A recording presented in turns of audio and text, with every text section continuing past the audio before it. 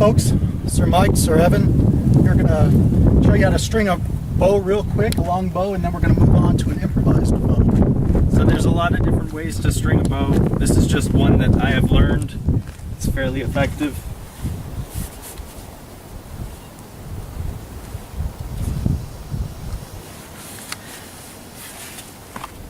Once the bow is strung, this is an arm guard to protect myself from my bow.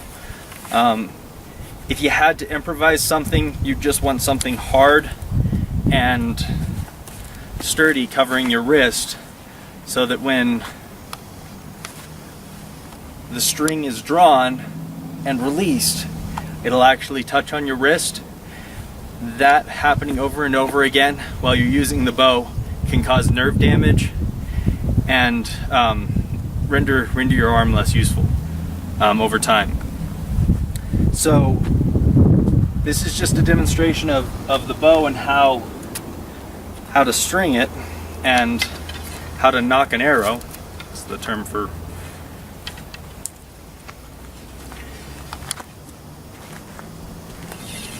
So I can set the arrow on my hand on this side. I can stabilize it while I'm getting ready with my front two fingers here while I get onto the string, and then I want to make sure I draw it nice and far. You need to know exactly where you need to draw to with most bows so that you're not overdrawing or underdrawing, depending on what you're trying to do. Especially overdrawing a bow can cause it to break. Now what we're going to do is we're going to talk about improvising a bow for a survival situation. Even if you weren't a marksman or anything, a bow can be a really useful tool. Being an improvised tool, it's going to have a shorter range, shorter distance, but it's still going to have a practical use that can give you a leg up in a survival situation that we want to give you. What we have are two aspens. One's an aspen sapling. This actually came from the branch of an aspen.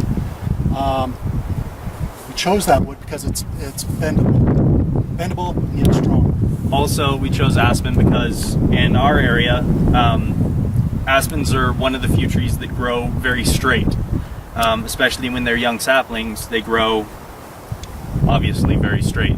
So we wanted something that would be easy to make into this. You want to find the straightest branch or straightest tree you can, and it has to be green, it has to be freshly cut, because in this situation you're not going to have if it's a dead branch or a dead tree or dead sapling, it'll break. It won't have the moisture, it won't have the bendability that we need to make this work.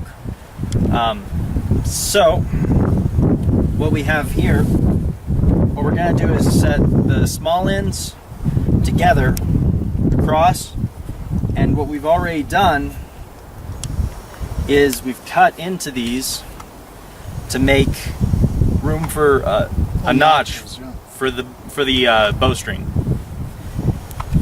And we're going to tape this together really tight so that we can get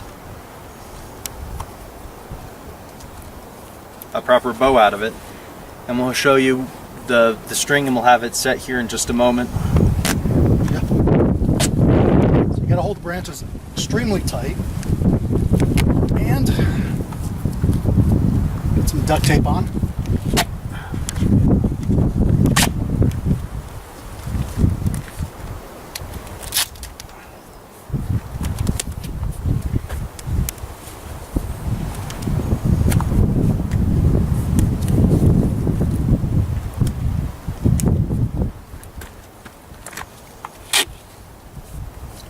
Now this is just for a temporary tool. It's not made to last.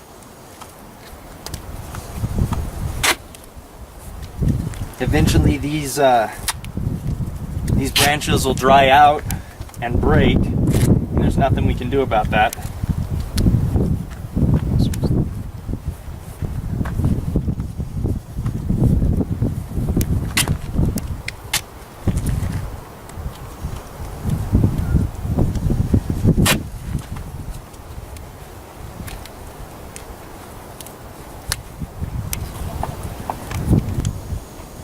So we've got the bow all taped up. In the part where you saw us taping it, you saw us working together. You could do it on your own, just using your legs and your legs and knee to hold the branches together and get the proper pressure. You want to hold these as tight together as you can. It just would take longer. We wanted to do this pretty quick. And if you have somebody to help you out, all the better. Now, we also taped a couple of different places on here. Pretty much we just taped wherever we felt we needed tension on the bow. So we wanted to get the branches as close together to make them as close to one branch as we could, since this obviously isn't one branch. Now I'm just setting the string on here. When you're making this, you want to measure your string.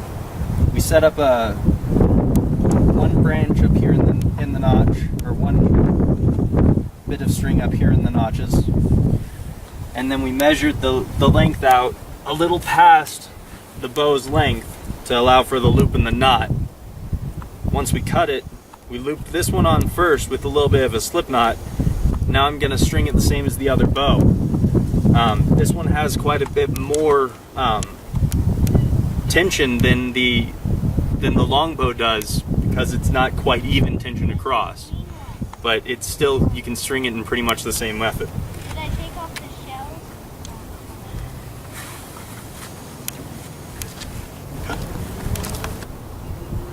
We've got the bow strung. Here's an improvised arrow. Just found, again, another small straight branch. We made sure that it was trimmed off all the knots that we could to make it as smooth as we could. We used a little bit of duct tape on the back here to create some improvised fleshing.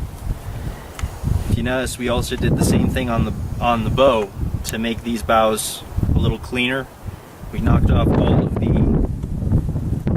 branches and knots off of these to try and make them as smooth as we can.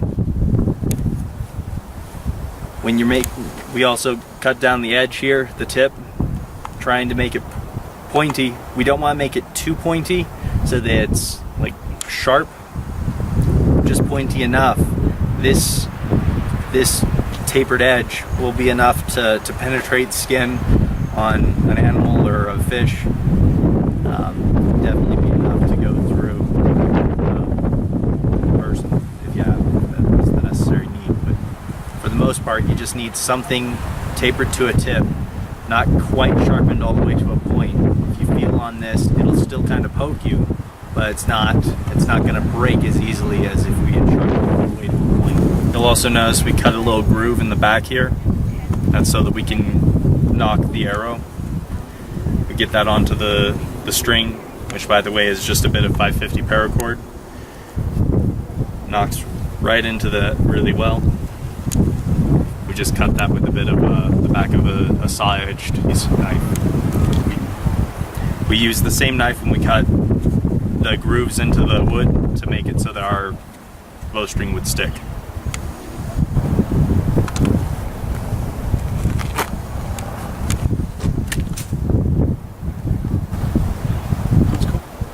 With this idea, you don't have to be an archer, you don't have to be an expert to be able to create this tool and to use it to some effectiveness. The more training, the more experience you have, the better it'll be for you. But any person who has a reasonable amount of strength and the focus can create this and use it. Citadel Process, Sir Michael, Sir Evan, have fun.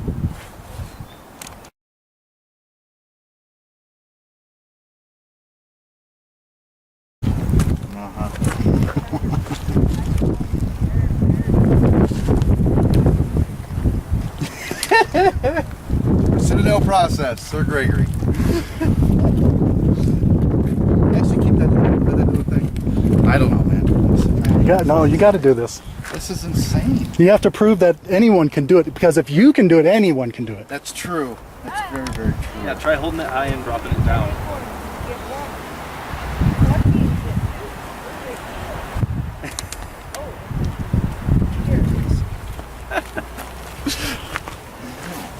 You got 3 sticks and a string. Come on, you can figure this out. Yeah.